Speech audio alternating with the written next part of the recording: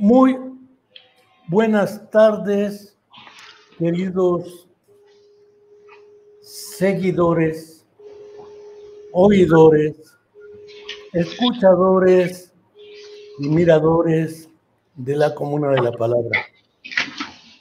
Nuevamente, como cada semana hacemos, tenemos un programa de la Comuna de la Palabra, nuestro canal de YouTube, con el egregio Manuel Francisco Aguilar primero.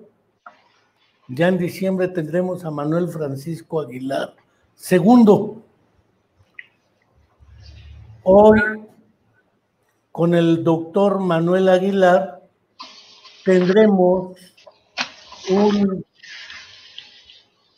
enlace para poder hablar sobre un asunto que es interesante para nosotros. El primero de ellos consiste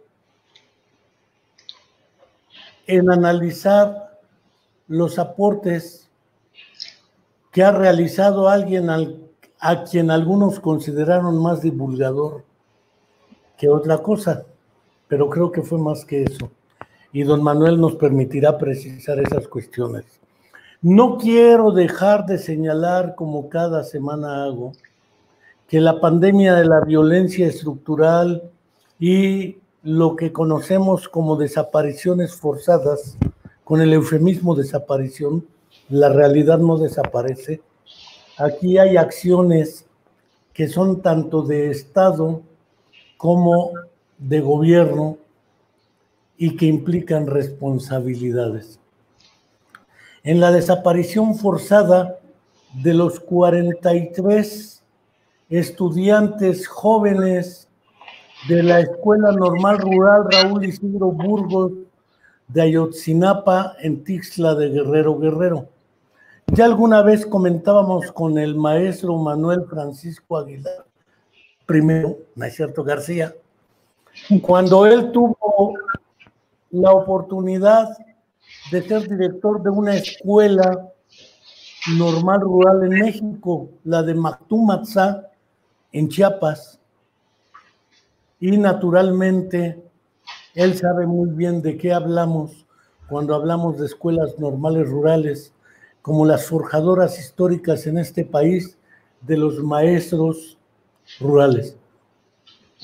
No quiero dejar de señalar que a más de 6 años, desde el gobierno de aquel que el primer libro que dijo leyó fue la Biblia, aunque la Biblia consta de muchos libros, no sé cuál de todos los libros, probablemente se refería al Génesis,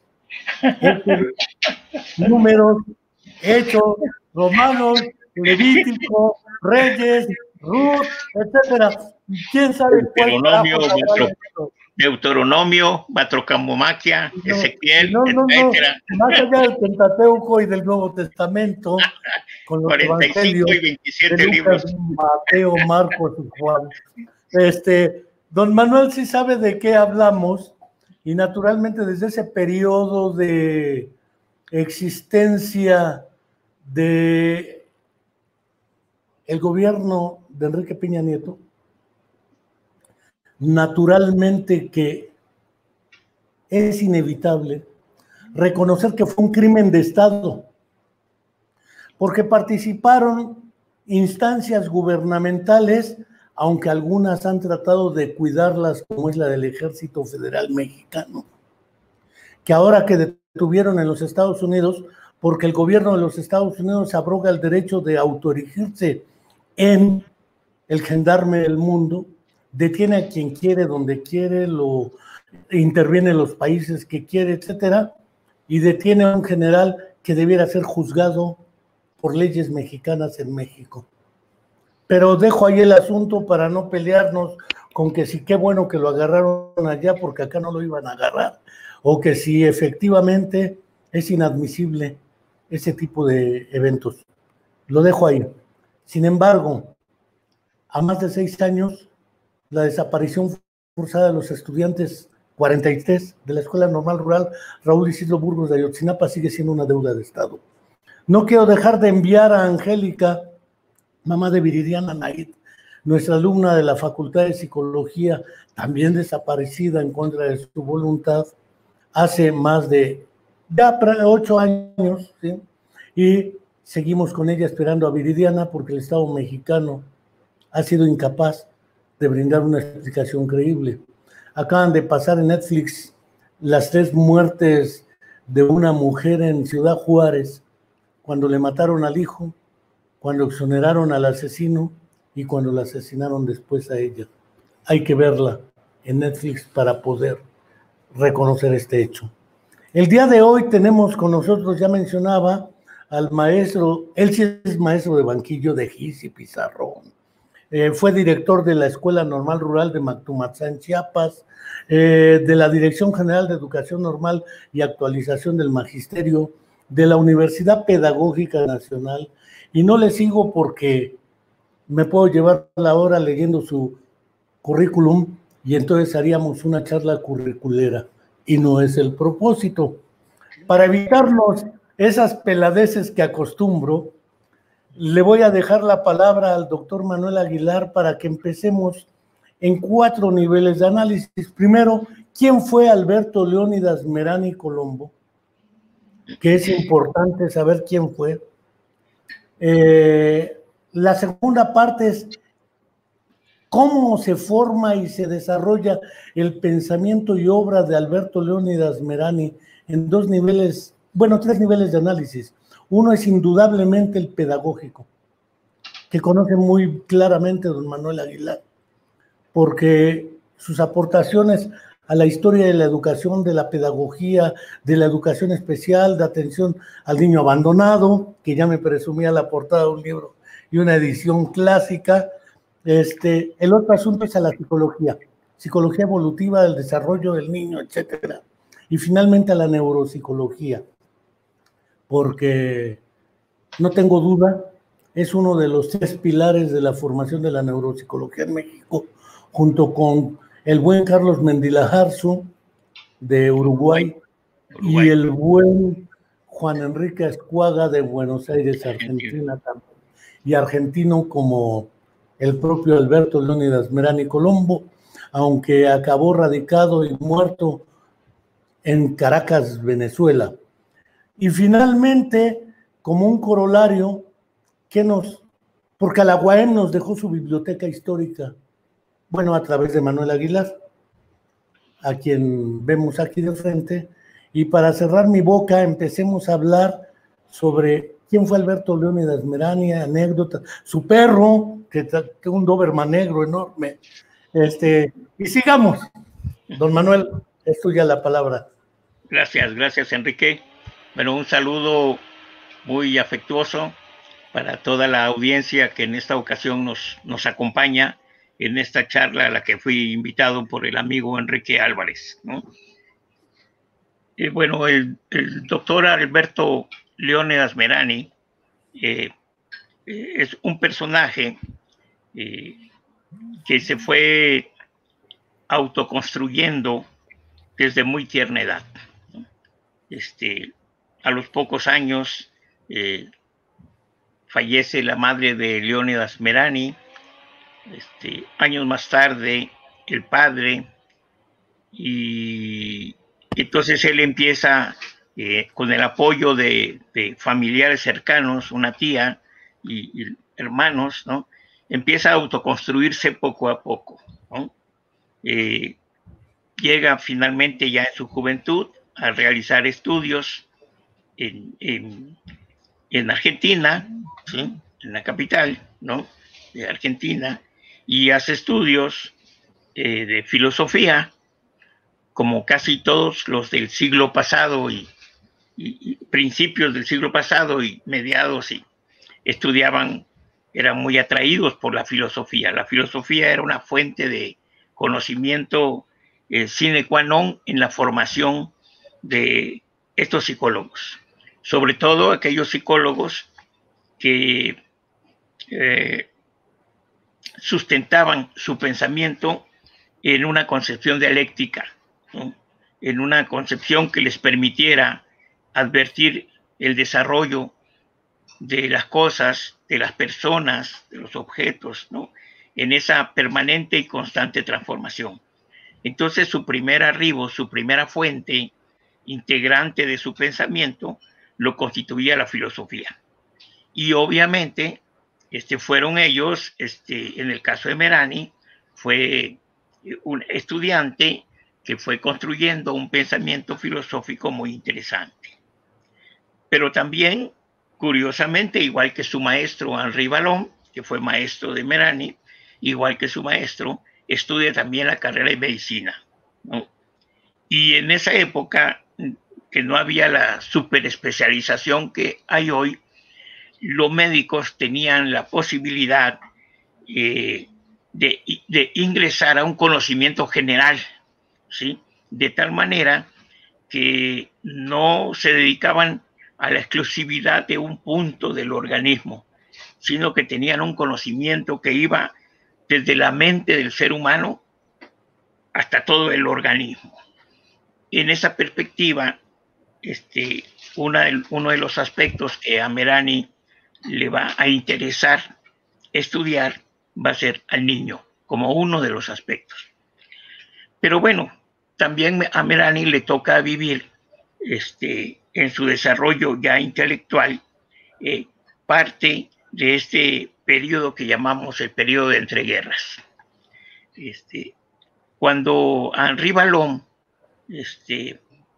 es conocido por la preocupación de los intelectuales argentinos que van a traducir la obra de él del francés al español, y que las editoriales del momento, que más adelante van a desaparecer, 70, a mediados de los 70, desaparecen por golpes de Estado que hay, ¿no? Porque era peligroso leer en esa época en muchos lugares de América Latina, ¿no? Entre ellos Argentina. Pero bueno, Merani va a empezar a publicar desde mediados de los 50 ya en editoriales argentinas. Proteo, decíamos la vez pasada, Proteo, Lautaro, Futura, ¿no?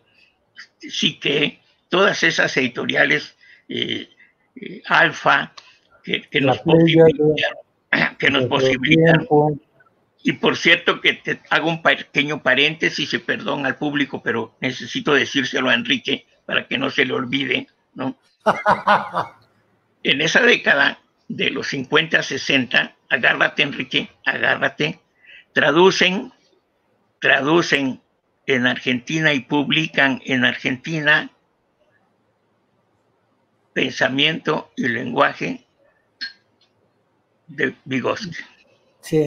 O sea, Vygotsky es conocido ya en ese momento también, porque hay pocas referencias al respecto, ¿no? En el condicionamiento de François Lenny, en la contraportada del condicionamiento de Lenny, viene ahí la publicación que se hizo en esa época de Vygotsky, ¿no? Bueno, cierro el paréntesis. Sí, bueno, que además para todos. El otro paréntesis. A ver. Es una traducción que realiza José Ixickson, médico neurólogo argentino, con base en una traducción realizada en Estados Unidos por el equipo de Jerome Seymour Brunner, que es la versión de 1934 censurada dentro y fuera de la URSS, y sale una versión incompleta que es la que publica.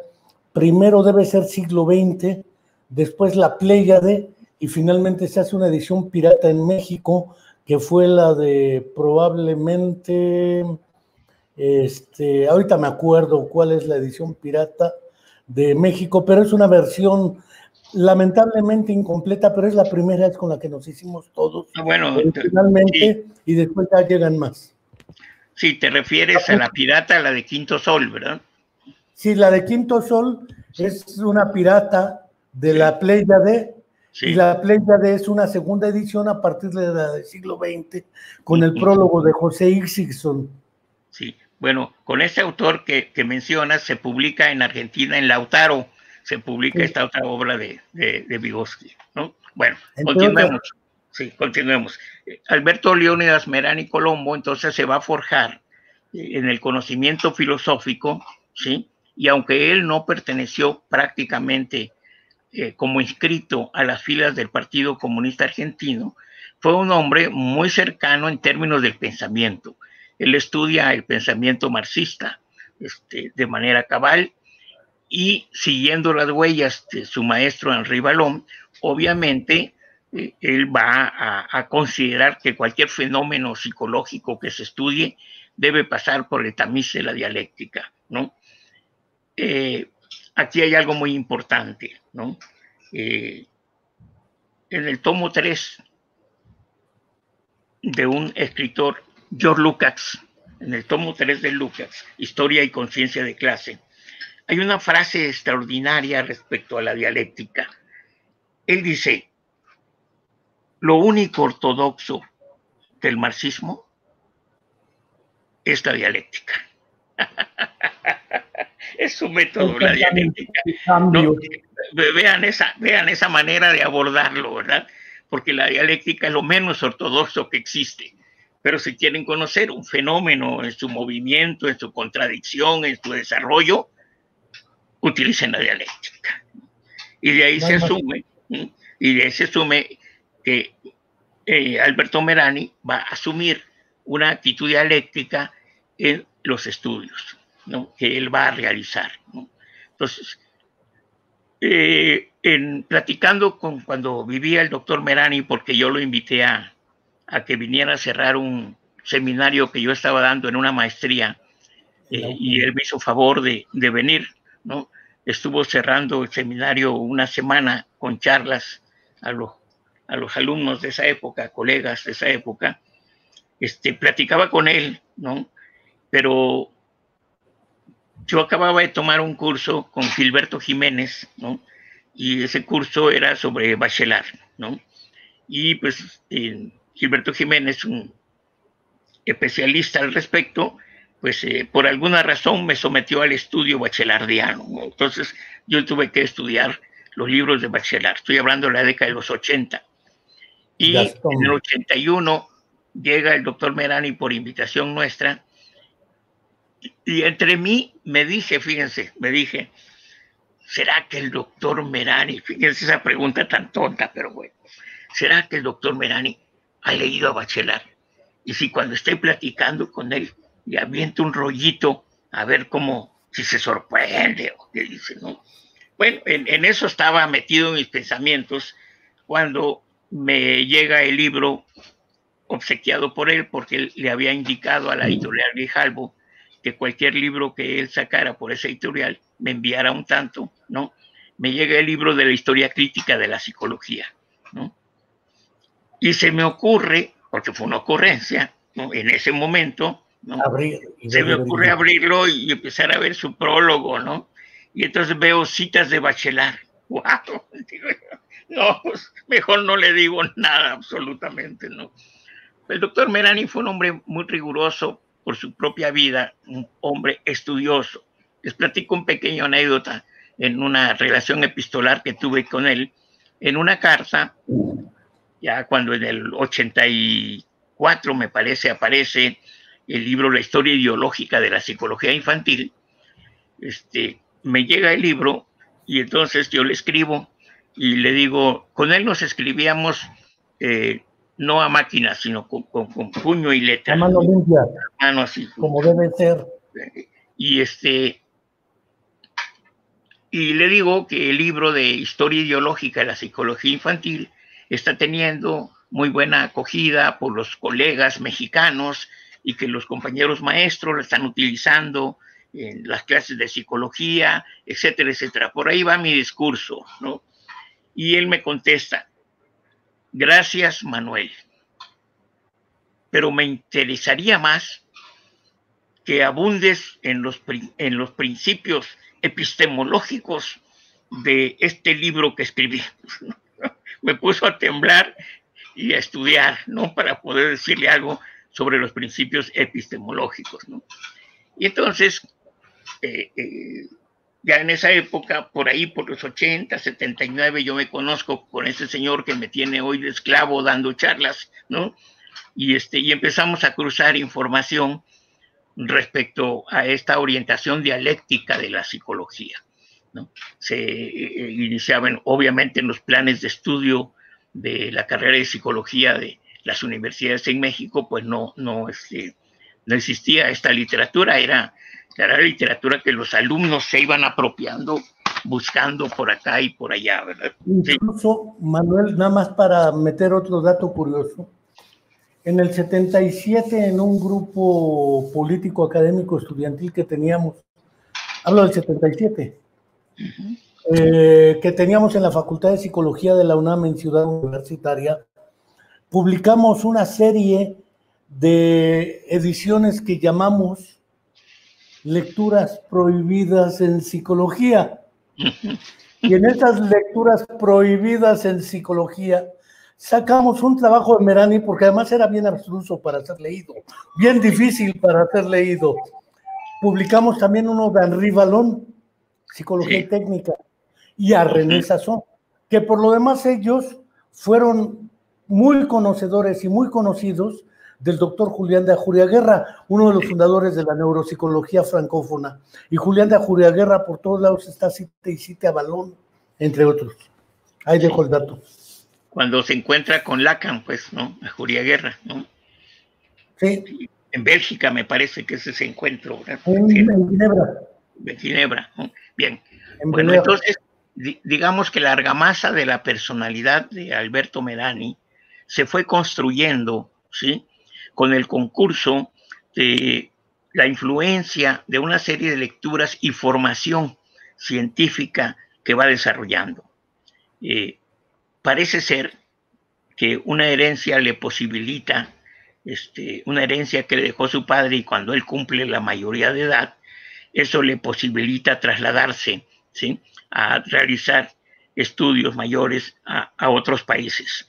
Y tiene dos países de contacto formativo fundamentales: Francia por un lado e Italia por el otro lado, ¿no? En Francia, con el referente fundamental, no exclusivo, pero fundamental, de su maestro, Henri Vallon.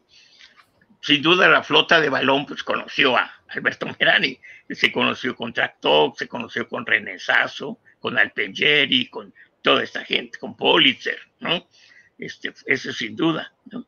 Y en Italia él va a tener una influencia fundamental del que en ese momento tenía un poco, bueno, no un poco, mucho, la resonancia científica en los estudios de esta naturaleza, como el maestro Nicolás Pende, ¿verdad? Acuérdense que la neuropsicología.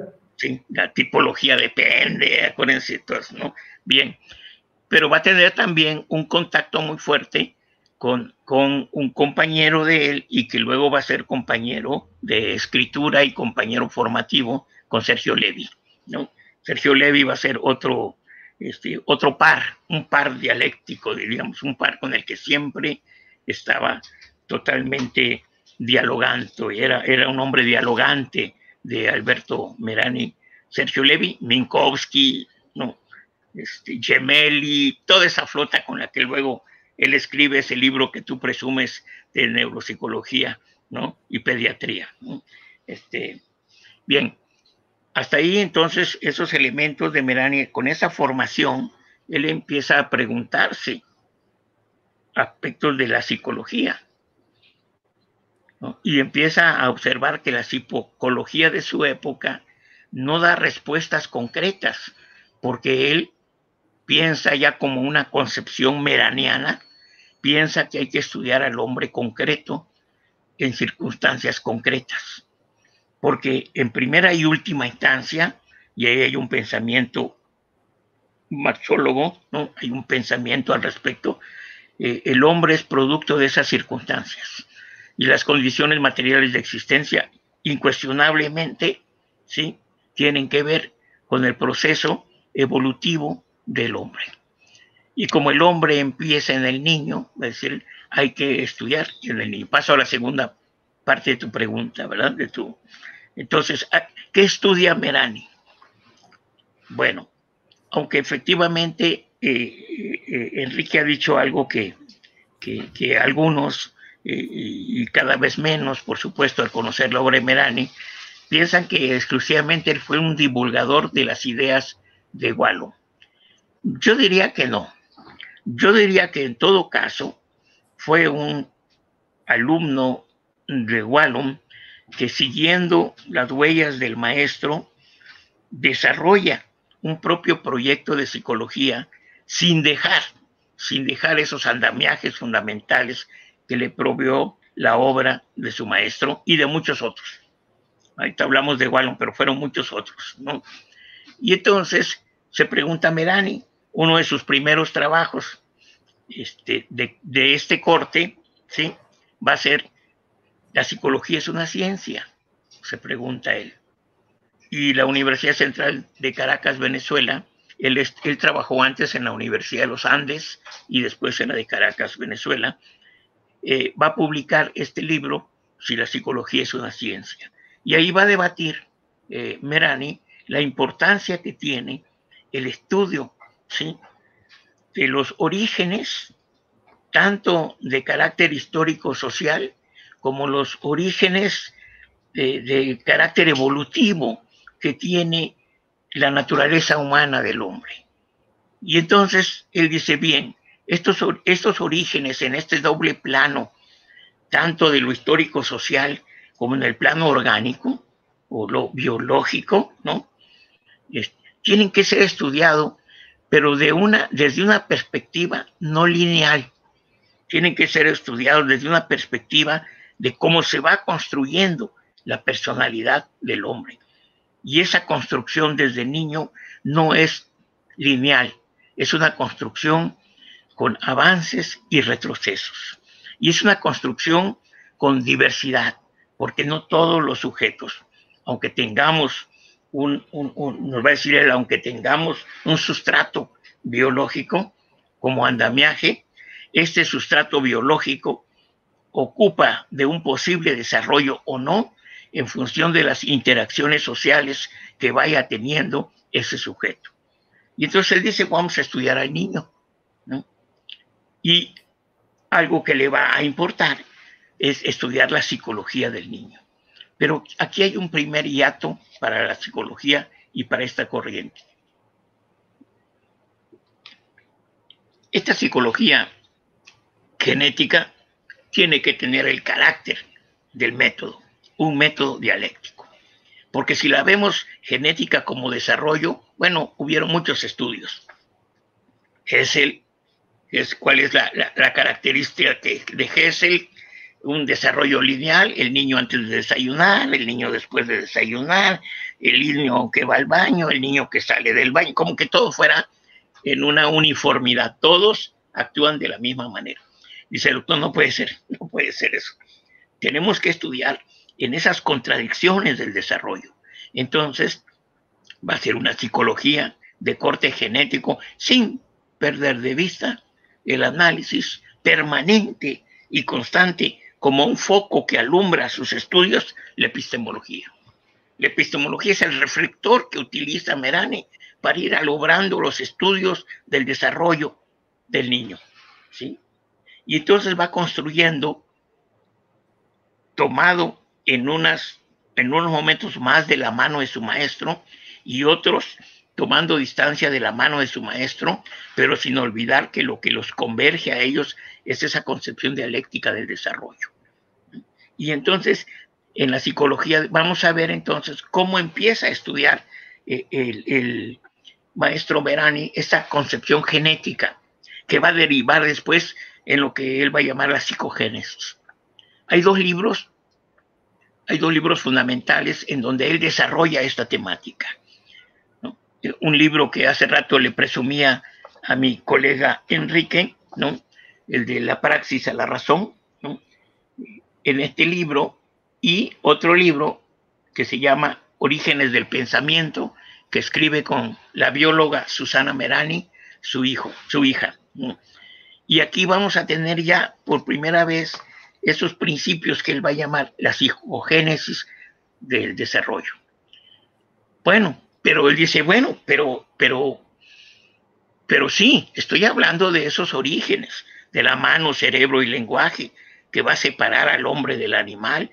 Sí, correcto, pero el hombre no se queda en esa instancia.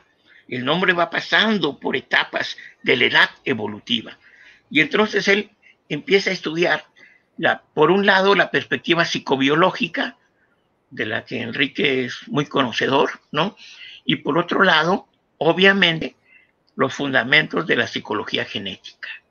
Por eso él va a publicar en 1962 la primera versión, que yo no la tengo, tal vez Enrique sí, pero ya tengo la otra versión en Tratados y Manuales de Grijalvo.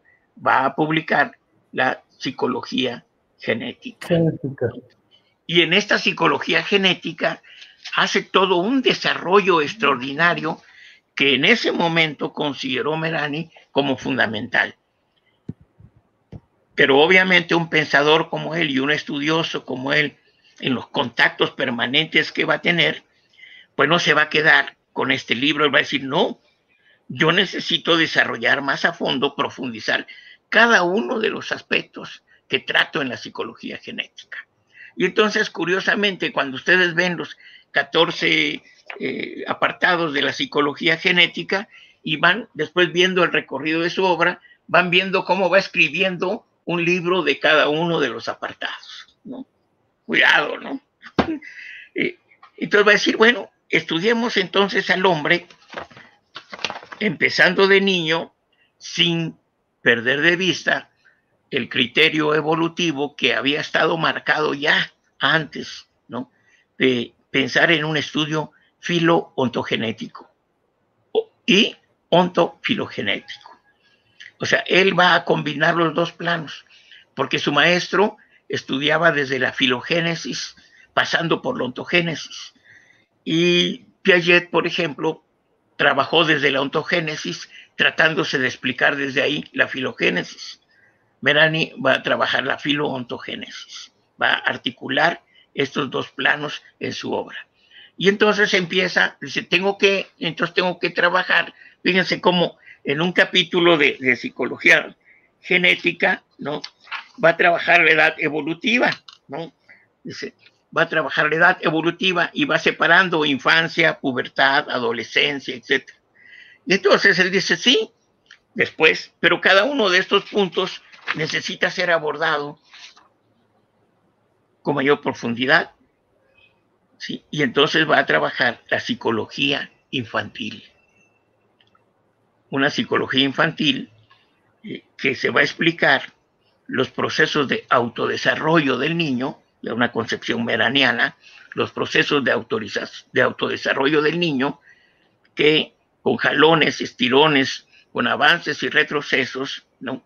Va a poder coronar su infancia en la pubertad, y esta en la adolescencia, y esta en la juventud, ¿sí? Y esta en la adultez, y esta en la vejez. Entonces empieza a estudiar tres grandes planos. El primer plano está dedicado fundamentalmente a la psicología infantil, ¿no? Infancia, ¿no? Y va a estudiar infancia, pubertad, adolescencia.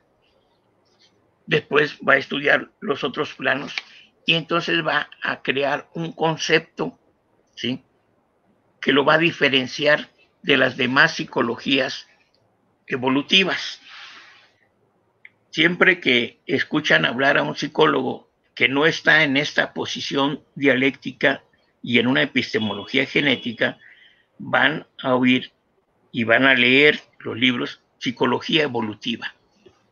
Y aquí hay algo que Merani va a incrustar para hacer, como para llamarnos la atención, que tenemos que hacer este tipo de estudios desde una perspectiva genético-dialéctica. Y le va a llamar psicología de la edad evolutiva. Ese de la edad evolutiva, ¿no? Eso es esa de, y eso edad, de la edad evolutiva, está implicando una serie, ¿sí? de explicaciones, ¿no? Sobre el desarrollo en diversos planos, el desarrollo en diversos planos del niño, desde el plano neurofuncional, ¿no? ¿Sí? Él le va a dedicar, por ejemplo, al plano biológico, ¿sí? Para articularlo con el plano de desarrollo biológico, todo un contenido a la usología. La usología, que va a ser el ámbito que estudia el crecimiento físico, ¿sí? Del organismo, del cuerpo, y lo va a articular al concepto de desarrollo, en donde ya tiene que ver con aspectos que han impactado o que impactan a este crecimiento físico, como es el carácter histórico-social. Entonces va a adquirir una connotación diferente el concepto de desarrollo, y que no es muy diferente en otros planos de la ciencia. Por ejemplo, cuando abro un pequeño paréntesis, espero no se distraigan, déjenme la distracción a mí, hago un pequeño paréntesis. Ustedes ven que hoy por hoy un segmento de nuestra sociedad mexicana o mundial, pero vamos a hablar de México, un segmento de la sociedad mexicana está muy preocupada, profundamente preocupada por el crecimiento económico, porque hay que crecer al 3, 8, 4, 5, 6% de crecimiento económico.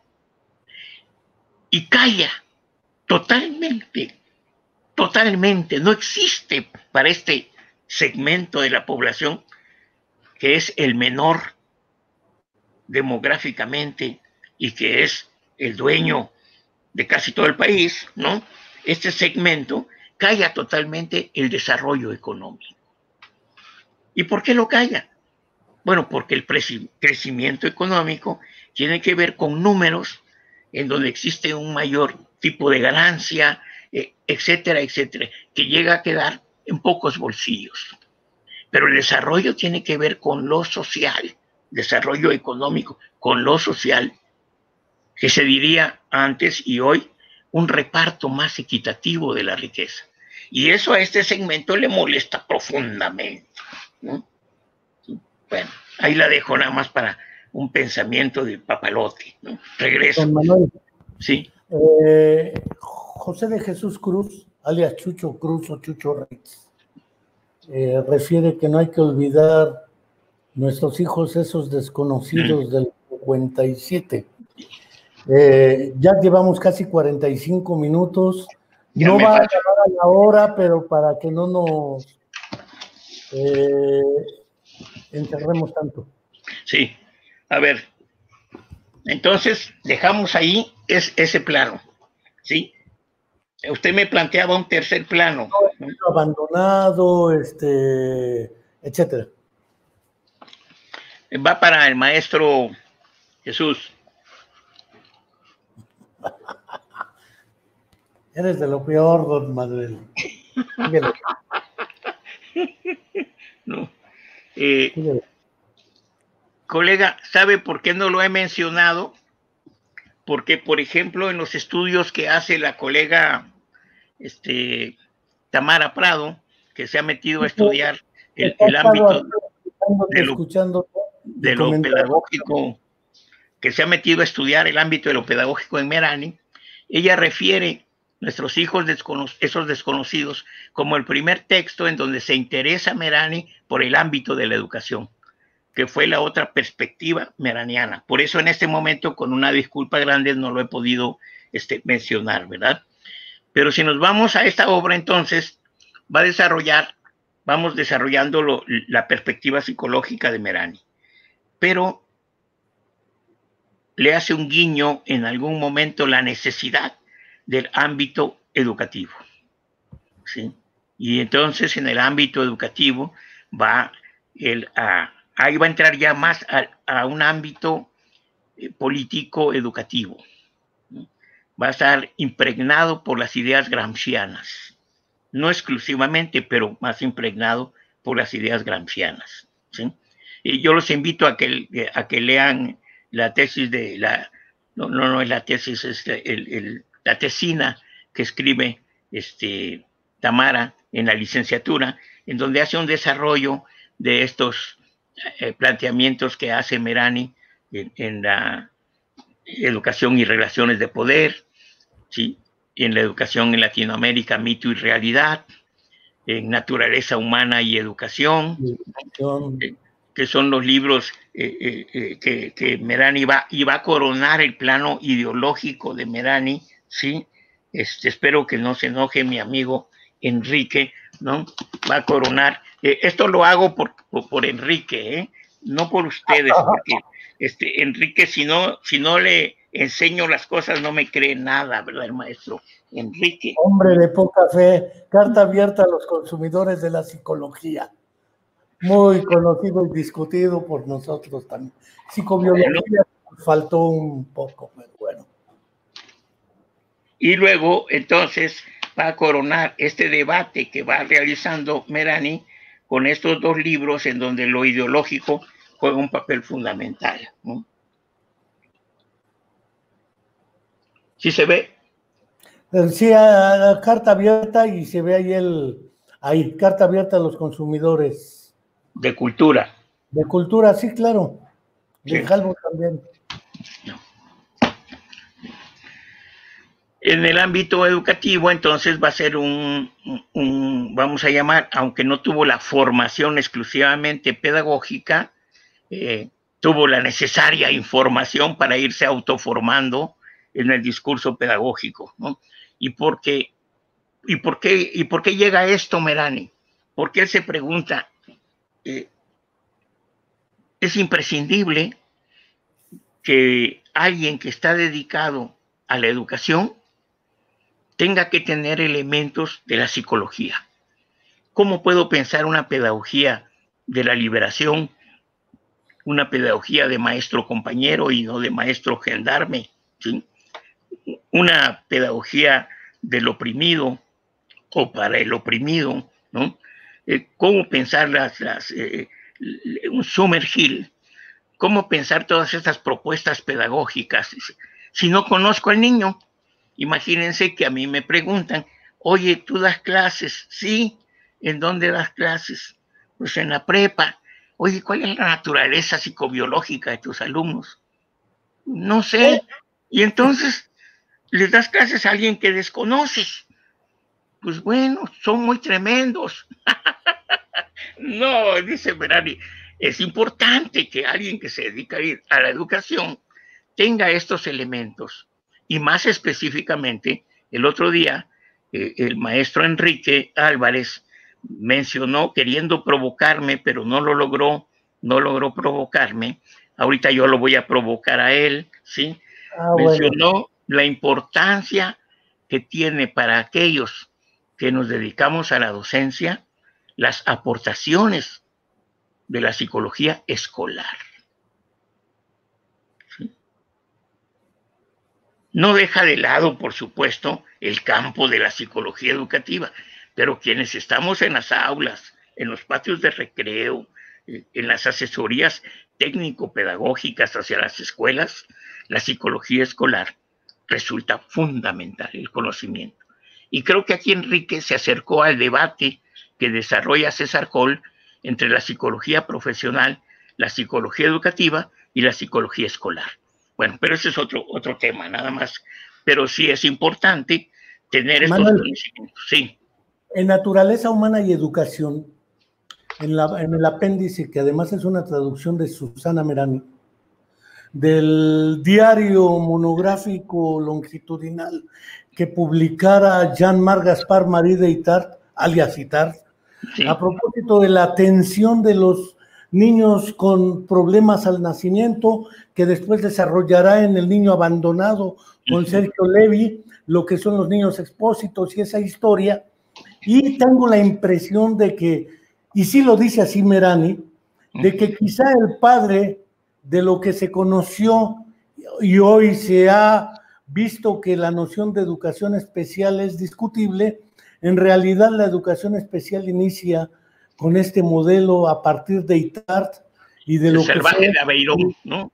Y, sí, claro, y del trabajo de lo que hicieron en la educación de los niños sordos en París con el Abad Sicard, que con ellos estuvo también Itard, y se avientan el debate contra Philippe Pinel, el psiquiatra de época, en un trabajo que publica un colega argentino, Augusto Montanari, en otra edición muy extraña, Centro Editor de América Latina, el que se llama Psiquiatría y Pedagogía. Es un librito de los debates entre Itard, Pinel y otros, y Merani lo recupera para replantear la atención educativa de los menores con necesidades especiales, con discapacidad o como vaya a ser. Y también creo que ahí Merani mete su cuchara. Sí, sí, bueno, cuando él empieza a estudiar al niño, él se da cuenta que el niño, ¿sí? No es solo un sujeto de estudio ni un objeto de estudio, que es un niño como es, frente al niño como debe de ser, que se venía trabajando desde la Edad Media, ¿sí? Hasta nuestros días incluso. Hay muchas orientaciones pedagógicas del niño como debe de ser y no del niño como es.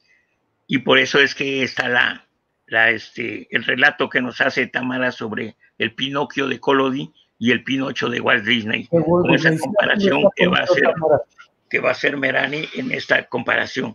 Que curiosamente, estando yo en Italia, me fui invitado para disertar algunas cosas obvias, y trabajé en un tallercito con los colegas, fueron de 42 ONGs italianas, un estudio comparativo, recuperando la idea meraniana de utilizar el método comparativo en los estudios, que fueron muy utilizados también en los estudios del desarrollo del niño. Y ubiqué a la reforma educativa oficial italiana con Pinocho de Walt Disney y la reforma educativa que presentaron las ONGs con el Pinocchio de Collodi. Y fuimos haciendo este tipo de comparaciones en donde lo que cruza fundamentalmente es la ideología, ¿no? Una ideología que va a generar a niños bien formaditos, bien cuidaditos, ¿sí? Bien educaditos y que no se muevan, sobre todo que no se muevan, ¿no? Y el niño de las ONGs presentado por el Pinocchio de Collodi es un niño que salta, que grita, que brinca, es a comparación del otro, ¿verdad?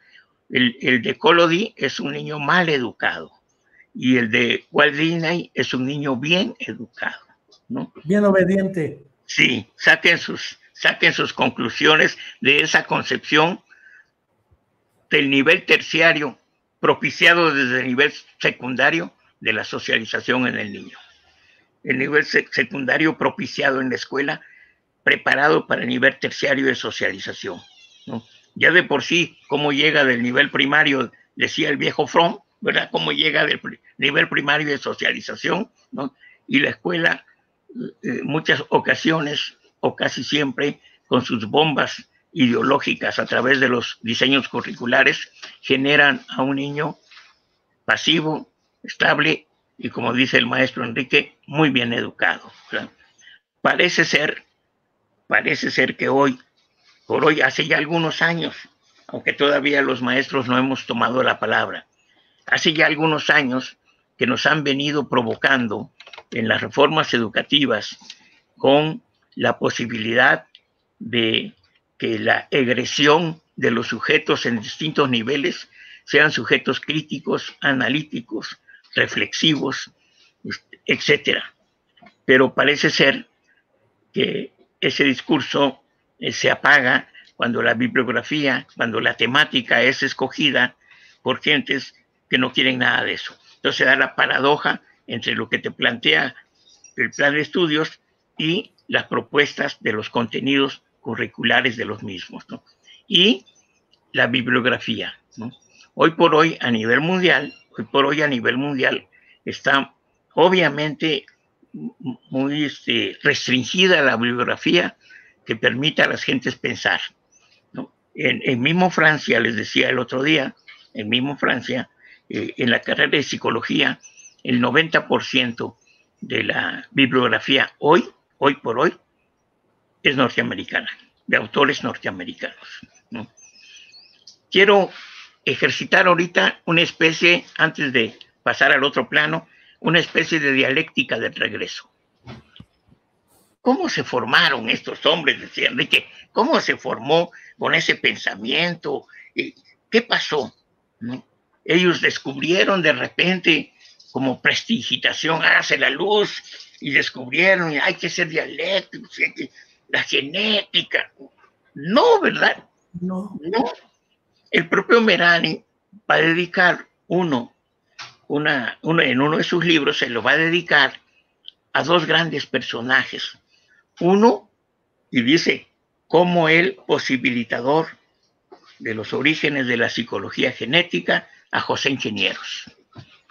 ¿No? De Ingenieros conocemos el hombre mediocre, las fuerzas morales, etcétera, ¿no? No, incluso es el primero en publicar en 1918 un trabajo dedicado a la rehabilitación de pacientes con daño en los lóbulos frontales, que ahora algunos erigen en los conocedores de funciones ejecutivas y síndromes frontales, cuando desde 1918 Aníbal Ponce lo publicaba en sus estudios de psicología y no lo citan. Sí, y le dedica también a Aníbal Ponce el libro, a José Ingenieros y a Aníbal Ponce, ¿verdad? Sí, educación. Aníbal Ponce, en México se le conoce únicamente por Educación y Lucha de Clases, pero son 5 tomos de la obra de Aníbal Ponce. Ya no quiero seguir por ahí porque va a haber un reclamo. Con los de psicología, además. Sí, fundamental. Sí. Bien. No sé si sea correcto, ¿no? Pero vamos a hablar mejor de que antecedentes teóricos, estudiosos de la psicología, ¿no? ¿Quiénes fueron antecedentes de ellos que hayan tenido una influencia sobre Wallon, sobre Vygotsky, sobre Merani, sobre Piaget, sobre todas estas gentes, ¿no? Agárrense, por favor, porque sé que ahorita van a salir corriendo a consultar en la internet inmediatamente. Yo digo, ¿es cierto o no? James Mark Baldwin. Que vino a México. Estuvo en la Universidad Nacional de México, no la Autónoma porque todavía no existía, en la Universidad Nacional de México, dio varios cursos, viviendo ya en París, porque obviamente las ideas sociogenéticas, la genética social que él ya planteaba, pues no caían bien en el plano de la psicología norteamericana, ¿sí? Porque aunque él estudió con Wundt. Maldición, ¿te ha salido, don Manuel? A ver, mientras regresa Manuel Aguilar, les ofrezco una disculpa, ignoro qué ha pasado, me comunico con él porque todavía nos falta el último apartado, el de neuropsicología, pero sí quiero saludar a todos los y agradecer a todos los que han estado participando aquí. Ahorita regresamos, don Manuel, sí, con sus mensajes. Tamara Prado, que ha sido muy participativa, le agradecemos todos sus comentarios. En efecto, creo que el seminario que menciona el doctor Aguilar con el doctor Alberto Leónidas Merani Colombo fue en los 80s en la Universidad Pedagógica Nacional de la Jusco, para ser precisos. También quiero agradecer a todos aquellos que desde la tierra de Rosario Castellanos, ¿sí?, la tierra de don Manuel 1, de don Manuel 2, que también nos está viendo, de Ernesto, que nos está viendo, Tania y Federico, que nos están viendo, la misma Tamara Prado, el Chucho Cruz, mucha gente que está participando, les queremos agradecer. Yasmín Aguilar, debe ser tu prima, y nuestra amiga Elizabeth Mulato, que además refirió a François Dolto en Francia, y lo que es la doctora Dolto, en psicoanálisis, y además también en Freud y el Talmud, el propio Merani le dedica un buen análisis. No es posible abarcar todo Merani porque él se tenía una graforrea espantosa, escribía pasto, y como luego costaba trabajo entenderle, tuvo que publicar su diccionario de psicología. Y nada más le faltó publicar un diccionario para entender su propio diccionario, así como algunos trataron de escribir para leer El Capital de Marx, también dijo, algo falta para leer a Merani. Nati Aguilar también te está viendo, el tío Guibe, saludos a Gilberto Aguilar, pero creo que vale la pena. Noemí Sobrán por ahí está, saludos, Enrique Tejeda y Lili Vega, etcétera. Lo que sí quiero es, antes de entrar a los aspectos de neuropsicología que estabas mencionando, 3 personajes como grandes influencias. El mismo Piaget refiere a James Baldwin, que vino a México y tiene una historia de la psicología muy interesante. El mismo Baldwin, que es referido por Henri Vallon, por Trantong, en su tesis doctoral sobre la noción de estadio. Creo que vale la pena también el asunto del trabajo de Trantong, y el propio René Sassot, que le dedica a los gemelos, la pareja y la persona, para poder diferenciar la categoría de sujeto de la actividad y la actividad como criterio del niño que hace haciéndose. Y no quiero dejar de señalar esta tríada, que es Aníbal Ponce, que como dice, se le conoce más por, y quién sabe si se le conozca, en cierta época se le conoció más por Educación y Lucha de Clases, pero tiene los trabajos sobre psicología y psicopatología también. El otro caso es José Ingenieros, que jugó un papel determinante, y James Baldwin. Cierro mi boca. Tratemos de cerrar este apartado para entrar a la otra parte con Sergio Levi, neuropsicología y pediatría, el niño abandonado, neuropsicología infantil, que por lo demás es el primero que utiliza la palabra neuropsicología en América Latina en 1965. Entonces, si es el primero, y en sus publicaciones desde el 64, me parece que es uno de los pioneros en el desarrollo de la neuropsicología en América Latina. Ahí la dejo y síguele, don Manuel.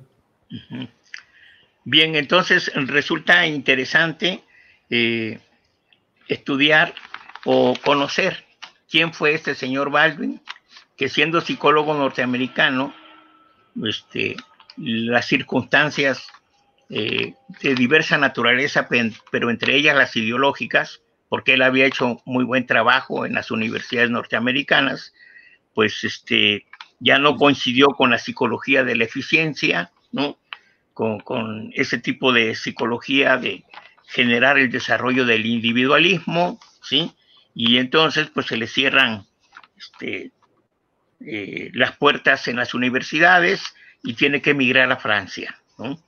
Resulta interesante el dato que la Universidad Nacional de México venga a dar 2 o 3 seminarios a la Universidad Nacional de México, James Baldwin.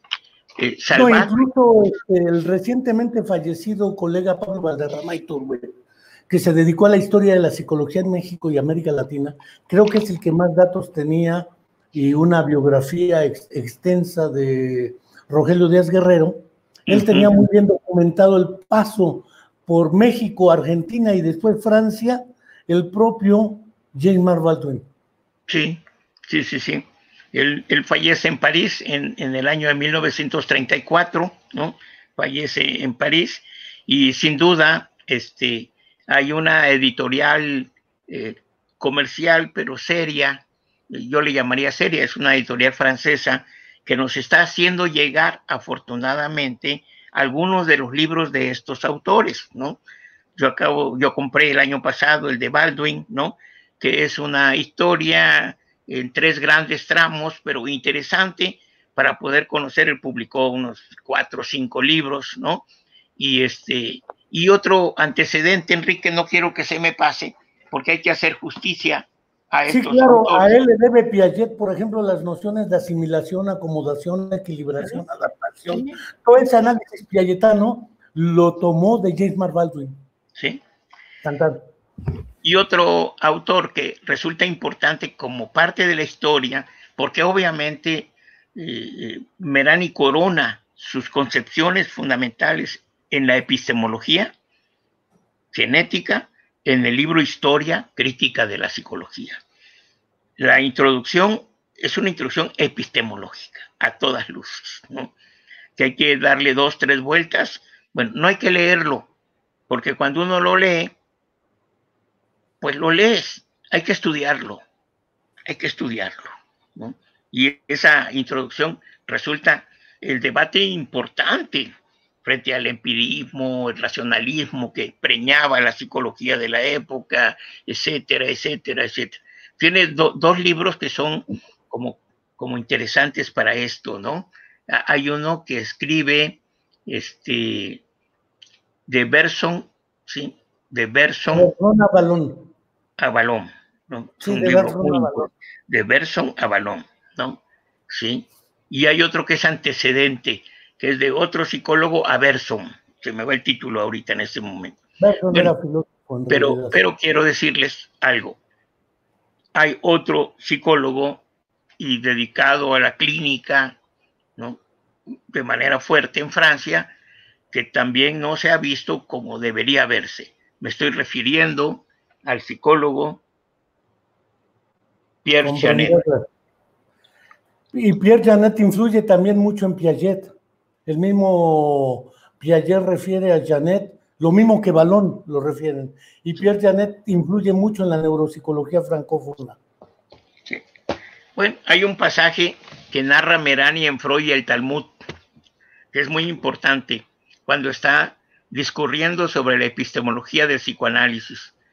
Pero hay algo en donde, bueno, lo que tenía Merani no era agarrar enemigo, pues Piaget es mi enemigo, no, o Freud es mi enemigo, no estoy de acuerdo con sus ideas.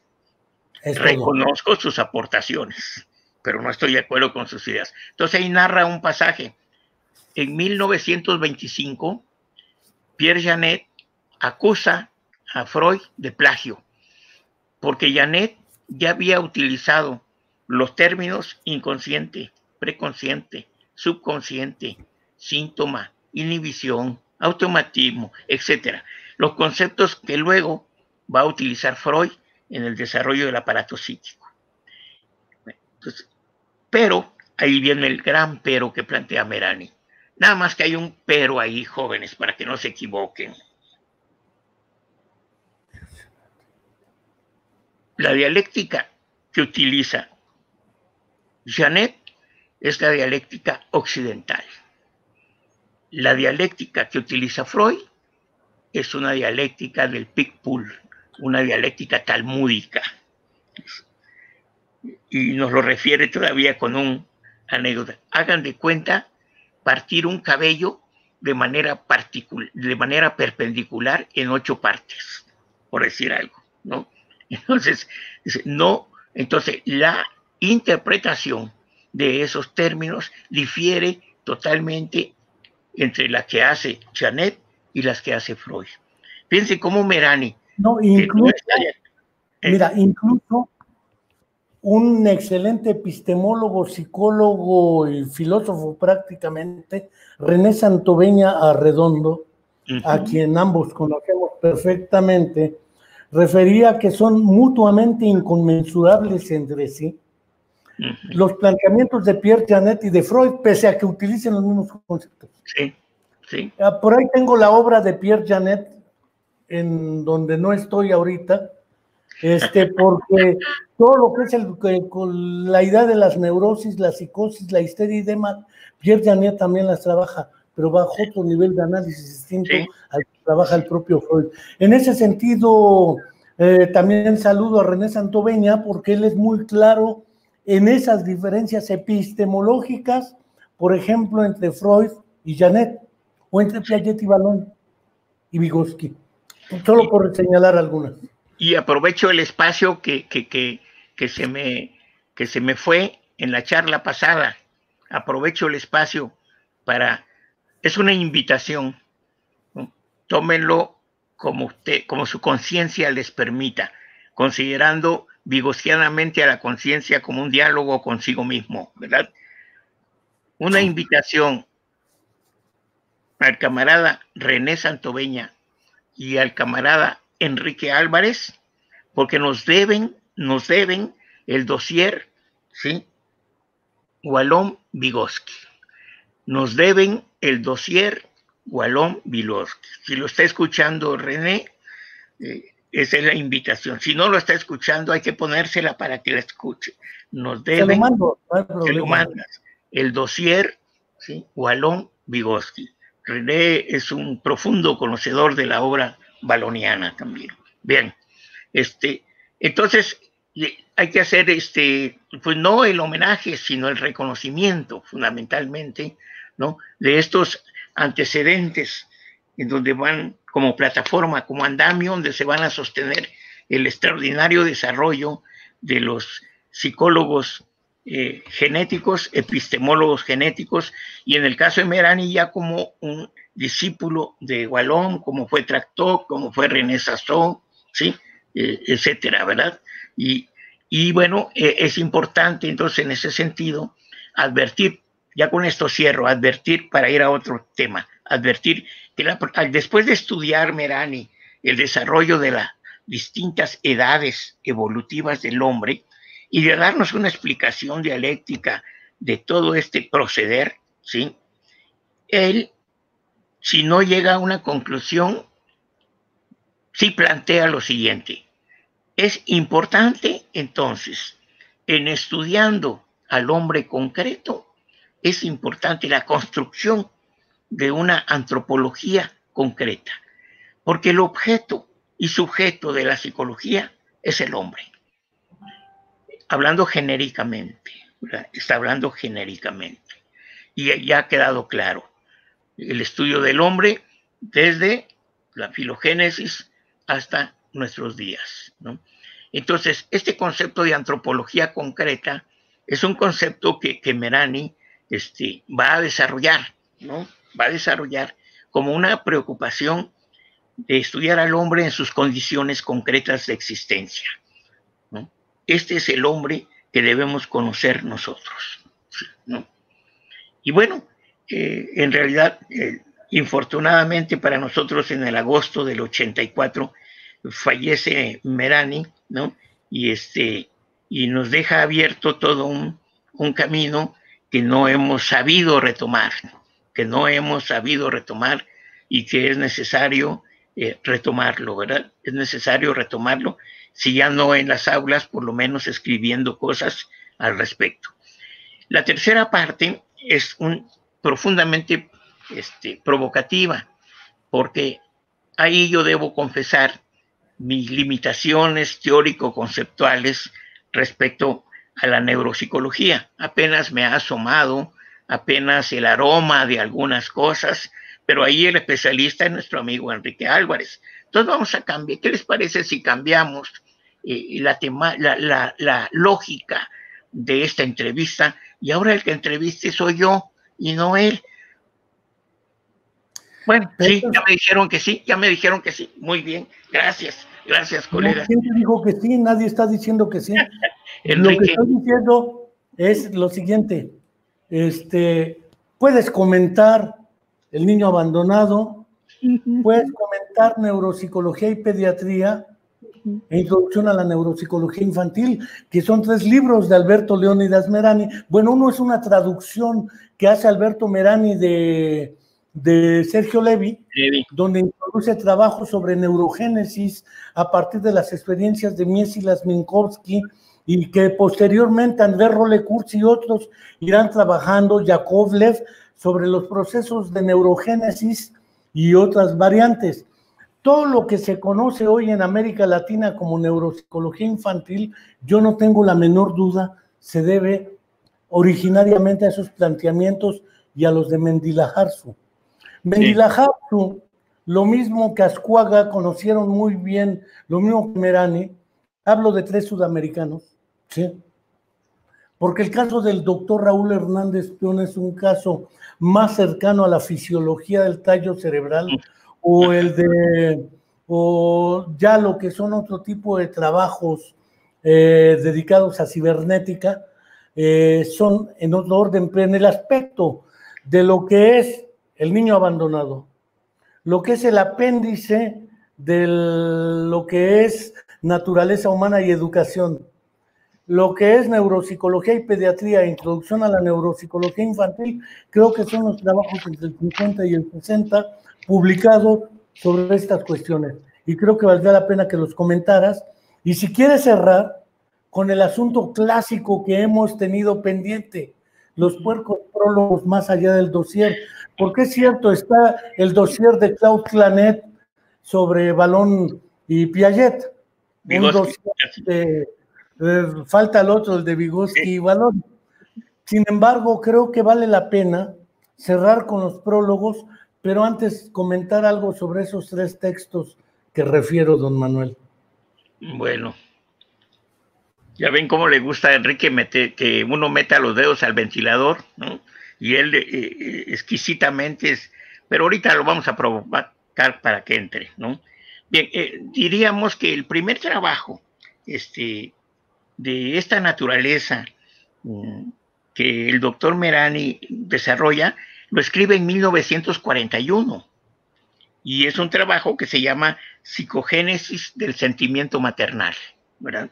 En este trabajo se va a referir precisamente ya en la neuropsicología, ¿no? Ya en el neurofuncionamiento. Por cierto que hoy he leído un artículo muy interesante de Amelia Álvarez y de Pablo del Río sobre los escritores ecofuncionalistas y neofuncionalistas como son Vygotsky. Ya le agregan algo muy interesante al respecto, provocan en una lectura. Bueno, el estudio de ¿qué pasa en la intimidad de un niño abandonado? ¿Qué aspectos se suturan en el alma del niño? ¿No? Había escrito ya un libro, ¿sí? Que se refería al alma del niño, ¿sí? Pero Otto Ruble, ¿te acuerdas del libro que escribe Otto Ruble? El alma del niño proletario, ¿no? Es otro libro que escribe Ruble, porque, bueno, quiere decir que entonces estudiar este niño abandonado, en dónde se expresa este niño abandonado. Ya desde antes, por supuesto, es histórico, ¿verdad? Las calderas, aquellas que utilizaban, las calderas de las fábricas que utilizaban para limpiarlas a puros niños, ¿no? Que era un trabajo infamante, ¿no? ¿Qué siente este niño cuando se encuentra sin ninguna posibilidad, ¿sí?, de apoyo, ¿no? Aquí el término apoyo, aquí hay términos que juegan mucho, Enrique, y tú lo sabes. Por ejemplo, ¿qué puede significar el attachment, verdad? El apego. ¿Qué puede significar este apego, verdad? Además, René Espíritu maneja en el primer año de vida en el niño. Sí, como fundamental, ¿no? O sea, el apego, ¿qué siente un niño cuando está llorando, dice Merani? Y no se le hace caso, cuando es su única posibilidad comunicativa, ¿no? A veces, o casi siempre, la ignorancia, mala consejera, por cierto, la ignorancia es mala consejera. Le dicen a la mamá, pues que no sabe nada, que tuvo un hijo, pero no sabe nada del hijo, ¿verdad? ¿No? Déjalo, porque si no lo vas a hacer mañoso. Que llore para que se le desarrollen sus pulmones. Los grandes mitos. Pobre niño, no, es un crimen, eso es un crimen, por favor, ¿no? El niño está comunicando, está pidiendo, pero cuando el niño se le deja, dicen los estudios, que es una forma de abandonarlo, ¿no? Se le abandona al niño, el niño va configurando, ¿sí? Va integrando en su yo el que no tiene alguien alrededor de él que le dé ese calor, que lo aproxime, que le vaya dando seguridad, ¿no? Cuando uno ve alguna serie televisiva en donde generalmente en estas series, no sé por qué, presentan a las detectives mujeres oscas, no feas, oscas, como sin sentimientos, que le vale, etcétera, ¿no? Pues uno lo ve como, ay, pero ¿cuáles son sus orígenes? ¿Por qué asume ese comportamiento adulto? ¿Qué pasó con ese niño? ¿Fue un niño o una niña abandonada? El abandono no quiere decir exclusivamente dejarlo en una puerta fuera de una casa. No, eso no es abandono, eso tiene otro nombre, ¿verdad? No, el abandono aquí estamos hablando en los términos emocionales, en el desarrollo de la emoción de ese niño, ¿no? O sea, y Merani va a hacer un estudio desde nuestros hijos al niño abandonado. En nuestros hijos Merani sigue la tesitura que siguió Piaget. Él va haciendo durante los primeros 6 meses, registrando observaciones del desarrollo de sus hijos. Y los otros 6 meses ya recibe un apoyo para seguir registrando ese tipo de procesos, ¿no? Para explicar. Wallon no lo hace porque él no tuvo hijos, ¿no? Entonces no tuvo. Sin embargo, él hace muchas observaciones en el laboratorio psicobiológico del niño, ¿verdad? Pero no se dedica a este tramo, digamos, familiar del niño. Merani sí, ¿verdad? Entonces, el niño abandonado, cuando este niño no tiene apego, no tiene, yo recuerdo mucho esa frase de Carrillo: el niño es alma, inteligencia, corazón y vida. Cuando no está rodeado, vamos a llamarle, porque el que tú acompañes la sonrisa del niño, el que tú acompañes las actividades que hace el niño, lo apoyes, lo ayudes, eso le va generando no solo la integración del yo en el niño, sino consolidando en el niño, ¿sí?, la confianza, que es muy importante. La timidez tiene muchas explicaciones en estos orígenes, ¿verdad? La timidez es prima hermana de la inseguridad, pues cuando hay inseguridad en el sujeto, ¿no? Merani va a esta psicopedagogía, ya le va a llamar psicopedagogía, ya ahí, ¿no? Ya va a utilizar el término psicopedagogía, este acompañamiento del niño desde, diríamos, sería educación desde la casa, ¿no? La educación del Peucali con los aztecas, de 0 a 5 años. ¿Por qué en las naciones indias los niños no los regañan? No los regañan a los niños, hagan lo que hagan, ¿no? ¿Por qué hay un proceso de acercamiento? Y después de los 5 años, comentaba yo en una ocasión en una charla, después de los 5 años, ya el niño acompaña a su papá a 5 kilómetros de distancia en su casa, y el papá le va diciendo, le va enseñando cómo se llaman esos arbustos, bueno, en el término común, esas matas, ¿no? Esos arbustos, cuáles son venenosos, cuál te alimenta, cuáles son los nombres de las víboras que pasen, a cuáles hay que tenerles miedo, a cuáles no, etcétera. Va el niño incorporando un aprendizaje, ¿no? Por eso cuando llegaron a explicar hace muchos años a un lugar indígena de Chiapas, llegaron a explicar que la nueva reforma educativa era que no se les regañara a los niños, ¿no? Se rieron los papás, ¿no? Desde que nacen no se les regaña, nunca se les va a regañar. Sí. Bueno, entonces, en esta psicopedagogía del asilado, acuérdense que había una categoría que marcaba mucho a la infancia, ¿no? Que lo marcaba, y no solo lo marcaba en el desarrollo de su personalidad, en el desarrollo de su psiquismo, lo marcaba socioafectivamente y lo marcaba socialmente, lo estigmatizaba, y que sufrió muchos años, el niño ilegítimo que va a abordar también esa categoría Merani, ¿verdad? Porque el niño ilegítimo no podía gozar de lo que las familias pudientes sí podían gozar esos niños. En las películas que vemos de la historia de los reyes y todo eso, de la fundación de Roma y de Francia y todo, los ilegítimos siempre andan en las montañas, ¿verdad? Y bueno, generan sus ejércitos y a veces ganan, etcétera, etcétera. Pero psicológicamente el niño ilegítimo es apartado, no puede estar, no puede ser parte del núcleo familiar porque socialmente son rechazados. Y agárrense, ustedes lo deben saber, ¿sí? La pareja de María Montessori, la doctora María Montessori, su pareja, ni se quiso casar con ella en la época, porque ella no era de la nobleza, ¿eh? Y tampoco le permitió que su hijo naciera en Italia, en la ciudad en donde estaba. Le agrego otro dato, sí, don Manuel. Es la primera mujer médico pediatra en Europa, porque a las mujeres les estaba prohibido estudiar medicina. Sí. Y ella, junto con Nadezhda Krupskaya, la esposa de Lenin, junto al propio Henri Vallon, junto a otros, empiezan a conformar la escuela nueva. Sí, Vygotsky también ayuda a Krupskaya, acuérdate, ¿no? Bien, sí, claro. Entonces le prohíben a Montessori tener su hijo, entonces tiene un hijo ilegítimo. María Montessori en su desarrollo, ¿no? Vean la sociedad, entonces Mario, pero afortunadamente Mario sí tuvo el apoyo de la mamá, ¿sí?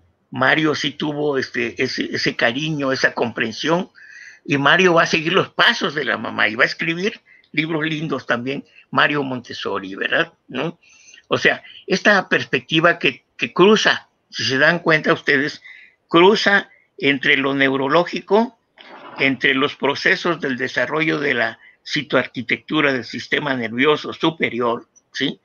Y las condiciones materiales de vida, las condiciones exclusivas de vida, ¿no?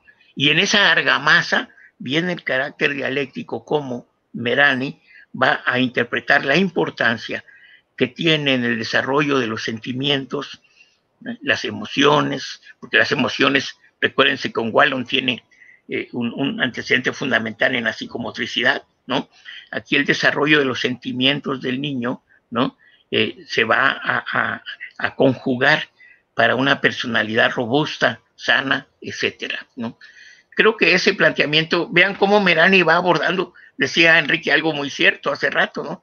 Es que estudiar la obra de Merani o platicar Merani, lo que hizo Merani en 40 años, en 40 minutos, pues resulta una grosería. Por eso somos nosotros meranianos profanos, ¿verdad? Porque apenas conocemos la obra de Merani, ¿no? Pero la invitación es a conocer las jóvenes que están estudiando psicología, jóvenes maestros, jóvenes educadoras, jóvenes que tienen contacto con la educación, jóvenes o adultos, o como le quieran llamar, abuelos que tienen contacto con los nietos. Leer la obra de Merani les va a dejar unos saberes muy importantes para acompañar, ¿sí?, el desarrollo armónico de las potencialidades de esos niños, de esos jóvenes, de esos adolescentes, adultos, etcétera, ¿no? Sí. Es curioso porque efectivamente a partir de esta idea aparecen nociones que hoy están muy de moda. Uno es la resiliencia. Ajá. Que ya había tratado Alberto Merani desde su tesis doctoral. Claro, claro. El niño lento. Sí. El propio Merani, el niño abandonado. Sí, Balón, que ya había tratado también de presentar de alguna manera el trabajo centrado y que después aparece con Barry Cyrulnik en Los patitos feos, y que había antes en la noción de sentido Víctor Frank trabajado a la busca del hombre de concentración, o el mismo Bruno Bettelheim en Sobrevivir. Son fenómenos que se están tratando desde el niño abandonado, y cómo la neuropsicología infantil tiene más que en ese momento espíritu de investigación, un espíritu de intervención para ayudar a ese niño a vivir con calidad y dignidad en su entorno, que son dos ejes de análisis que se han ido perdiendo progresivamente en aras de las publicaciones, los puntos y los perfiles académicos. Pero no tengo duda de que efectivamente esta línea debe ser desarrollada más. Antes de cerrar esta charla, que ya va a cumplir hora y media, me gustaría si pudieses comentar el fenómeno de los prólogos para cerrar con Merani, porque los prólogos, Vallon, Piaget, el mismo Vygotsky, que hizo prólogos, introducciones, presentaciones, y Merani, cómo nos permiten cerrar esto e invitar, provocar, elicitar en los que nos escuchan la inquietud por estudiar a Alberto Merani, ese desconocido. Y reitero que quienes quieran lo hagan y puedan suscribirse a nuestro canal de YouTube de la Comuna de la Palabra para que nos sigan en otros programas. Después tendremos a Manuel Francisco Aguilar Tamayo, Manuel F2, porque este es Manuel F1, en una charla también vigosquiana. Tendremos una charla sobre la neuropsicología en Bolivia, tendremos otra charla sobre música, poesía y más con el poeta, músico y más Isaías Alanís. Tendremos otras charlas hasta sobre Morena y la 4T, qué perspectivas tiene. De todo hay. Te falta una. El western. ¿Cuál? El western. El western. Ya tenemos uno. Psicología del western. Sobre todo los amigos con Anthony Quinn, cuando es un pistolero sordo. Interesante. O el pistolero ciego, que también hay películas sobre western con ciegos y sordos, que es interesantísimo ese otro asunto. Dejemos esto del western, entremos a los prólogos y cerramos esto, don Manuel. Sale. Bueno, es que hay una anécdota que a Enrique le impactó, pero bueno, en realidad no es tan, pues es importante, pero no tanto, ¿no? En una ocasión, como una ocurrencia de morbo cognitivo, pensé que sería importante desarrollar, y hoy yo creo que sí es importante desarrollar un seminario que se llamó Los Prólogos, ¿no? Y en este seminario, pues anotábamos unas consignas al respecto, ¿no? Por favor, no asistir. 1, si es un pedagogo que duerme en su burguesía espiritual, no asistir al seminario, ¿no? Era la primera sugerencia. 2, no asistir, ¿no? La convocatoria se lanzó 3 meses antes. No asistir si no lleva leído el texto del prólogo. Esa era la segunda consigna. Tercera consigna, prohibido pensar que se viene a aprender. Aquí se viene a desaprender. ¿Sí? Esa era la tercera consigna. Y entonces, y los prólogos en ese momento se configuraron por algunos prólogos de algunos libros que a mí me habían impactado, obviamente, ¿no? O sea, y empezaba con el prólogo que escribe Antonio Caparrós en el libro Del acto al pensamiento de Henri Vallon, ¿no? Es un prólogo de psicología libertaria, etcétera, etcétera, y impresionante el prólogo de esa edición del acto al pensamiento de Henri Vallon. Seguía con un prólogo para edulcorar el asunto, para que no se me pusieran todos muy formales, un prólogo que escribió Jean-Paul Sartre en el libro de Frantz Fanon, Los condenados de la tierra, ¿no? Entonces, leer Los condenados de la tierra, maravilloso, bueno, muy fuerte, pero es maravilloso. Y el prólogo es de Jean-Paul Sartre, extraordinario prólogo. Seguíamos con un prólogo que fue un prólogo del que Merani se sintió siempre no solo satisfecho, sino siempre que pudo lo presumió con orgullo, porque fue un prólogo que le hizo a la segunda edición de su libro de psicología infantil, nada menos y nada más que Henri Vallon. Es un prólogo de 2 hojas extraordinario prólogo, excelente prólogo, ¿no? Entonces, eso te invitaba a ir a estudiar el libro de psicología infantil, pero fundamentalmente partir de ese prólogo, ¿no? Otro prólogo fue de una novela, recuerdo, una novela, La vida está en otra parte, de Milán Kundera, ¿no?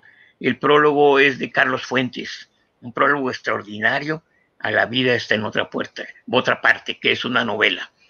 Y ya no recuerdo, cerramos con otro prólogo de otro libro de Alberto Merani, ¿no? El de psicología de la edad evolutiva, ¿no? Bueno, entonces el antojo, la idea era generar este taller, seminario, las dos cosas, ¿no? Con esa intencionalidad, ¿no? Pues al principio tuve más de 100 solicitudes y cuando vieron ya los requisitos bajaron a 20 solicitudes y fuimos muy felices los 20 que nos quedamos ahí porque había que leer antes, ¿no? Pasó un poco como un curso que di sobre el western en una universidad, ¿verdad? Que pensaron que era nada más ver películas. ¡Ay, qué suave!, ¿no? Y cuando se les dijo que había que leer a Levi Strauss, la antropología estructuralista de Levi Strauss y la lingüística estructural de Ferdinand de Saussure, pues se fue la mitad del curso, ¿verdad? Porque solo querían ver balazos, ¿no? Pero no, se trataba de entender categorías fundamentales como mito, como héroe, ¿no? Etcétera, etcétera, etcétera. Eso lo dejamos para otra ocasión. Entonces los prólogos resultan jóvenes, los prólogos hay que leerlos. Yo agregaría hoy, si se tratara de estos libros de los que hemos hablado hoy y de otros, ¿no? Por lo menos, para empezar el libro hay que leer el prólogo, algunos le llaman prefacio, otros le llaman introito, otros le llaman de distinta manera. Exordio, advertencia. Merani le gusta mucho trabajar advertencias, ¿no? Y la introducción. Las introducciones son fundamentales. La introducción te permite un desarrollo extraordinario de lo que va a ser todo el libro y te ofrece muchos conceptos bellos al respecto, ¿no? Estudiar a Merani, estudiar a Wallon, estudiar a Sassou y a esta pléyade que hemos visto en estos días, ¿no? Resulta fortalecer la construcción cognitiva del sujeto, ¿no? De esa manera se van a sentir muy fortalecidos en los estudios que realicen. Y una última sugerencia, porque a veces yo caigo en esa, les diré, en esa provocación. Hay cosas que yo leo que la verdad, me las quisiera aprender de memoria para luego repetirlas, para que digan, oye, este cuate, qué bien, cómo construyó esa idea, ¿no? Pero las que me he logrado aprender de memoria, ni las he podido repetir y menos las he entendido, ¿no?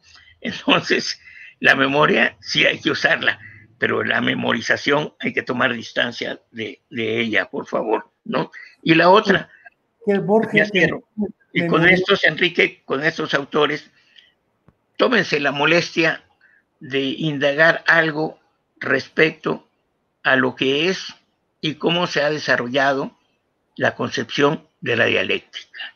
¿Qué es la dialéctica desde la platónica hasta nuestros días? ¿Cómo se ha desarrollado el concepto para que no nos parezcan estos conceptos pues ni comunes, sino en su estricta dimensión en que están aplicadas? ¿Sí? Sí, Enrique. Pues, don Manuel, no quiero dejar de comentar que efectivamente no hay que abandonar los prólogos. Y pues de una o cierta manera hemos visto que eres la dialéctica en vivo y a todo color, porque tienes una memoria patológica. Funes y Neo le dijo a la olla. Te envidiaría. El memorioso Funes. La memoria de Daniel L. Schachter, comparando a Ciro, rey de Persia, o a Mitrídates Eupator, seguramente dirían Manuel Aguilar. Digan lo que digan, Ha sido una charla bastante comentada, halagada y festejada. Queremos agradecer a todos los que nos siguieron y ya tendremos tiempo de el western, antropología, psicología y más. Podemos mantenernos hasta la próxima y reiterar la invitación a suscribirse al canal de YouTube La Comuna de la Palabra. Muchas gracias, don Manuel. No, y hasta pronto. A todos, muchas gracias.